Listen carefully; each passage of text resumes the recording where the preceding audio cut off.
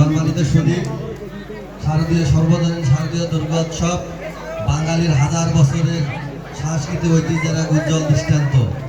এটি শুধু হিন্দু ধর্মাবলম্বীদের উৎসব নয়, বরং এটা সাম্প্রদায়িক সম্প্রীতির মিলন মেলা এবং ভ্রাতৃত্বের উৎসব। আমরা বাংলাদেশ জাতীয়তাবাদী দল বিশ্বাস করি, ধর্ম যার যার, উৎসব তার তার, রাষ্ট্র সবার।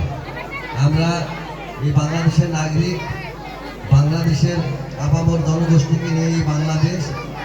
আমরা বিশ্বাস করি হিন্দু, মুসলিম, বৌদ্ধ, খ্রিস্টান নৃগোষ্ঠী সহ সকলেই এই দেশের নাগরিক। আমরা সকলেই শান্তিপূর্ণভাবে বসবাস করি। আমরা বাংলাদেশ জাতীয়তাবাদী দল বিশ্বাস করি মানুষের নাগরিক অধিকার, সামাজিক অধিকার এবং নিরাপত্তা পাওয়ার অধিকার সবারই আছে।